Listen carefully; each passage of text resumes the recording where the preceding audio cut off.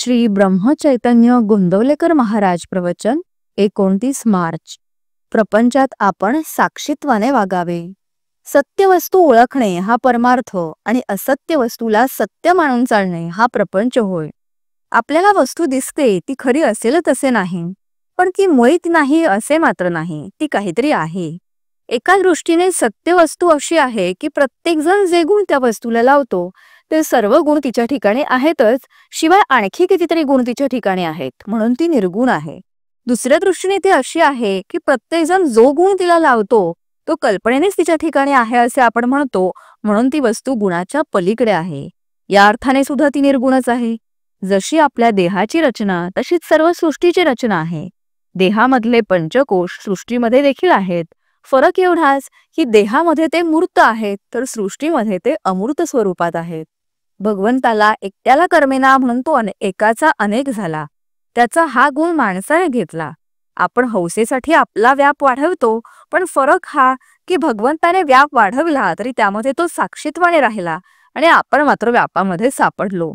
भगवंत सुखदुःखाच्या पलीकडे राहिला, पण आपण मात्र दुःखात राहिलो. व्यापाच्या म्हणजे परिस्थितीच्या बाहेर जो राहील त्याला दुःख होणार नाही. खरे पाहिले तर व्यापातून वेगळेपणाने राहण्यासाठीच सर्व धडपड आहे. व्याप दुःखदायक न व्हावा असे वाटत असेल तर आपण साक्षीत्वाने राहायला शिकले पाहिजे. आपण जगामध्ये व्याप वाढवतो तो आनंदासाठी वाढवतो, पण भगवंताच्या व्यतिरिक्त असणारा आनंद हा कारणावर अवलंबून असल्याने ती कारणे नाहीशी झाली की तो आनंद मावळतो. यासाठी तो आनंद अशाश्वत होय. म्हणून खरा आनंद कोठे मिळतो ते पहावे. जगणे म्हणजे शरीरात चैतन्य असणे होय. चैतन्य हे केवळ सच्चिदानंदात्मक आहे, म्हणून जोपर्यंत आपण जिवंत आहोत तोपर्यंत स्वाभाविक आनंद असलाच पाहिजे. हा आनंद आपण भोगावा. ब्रह्मानंद आणि सुषुप्ती यामध्ये फरक आहे. ब्रह्मानंद हा आहेपणाने आहे, तर सुषुप्तीचा आनंद हा नाहीपणाने आहे.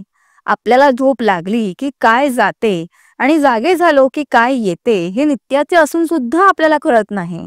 भगवंताच्या इच्छेने सर्व होते आणि तोच सर्व करतो अशी भावना ठेवणे यासारखे समाधान नाही. कृतीमध्ये आनंद आहे, फळाच्या किंवा फळाच्या आशेत तो नाही. नामस्मरण रूपी कृती केली असता शाश्वत आनंदाचा सहज लाभ होईल. बोधवाक्य: भगवंताच्या स्मरणात कर्तव्य केले की जीवनात आनंद उत्पन्न होतो. जय श्रीराम.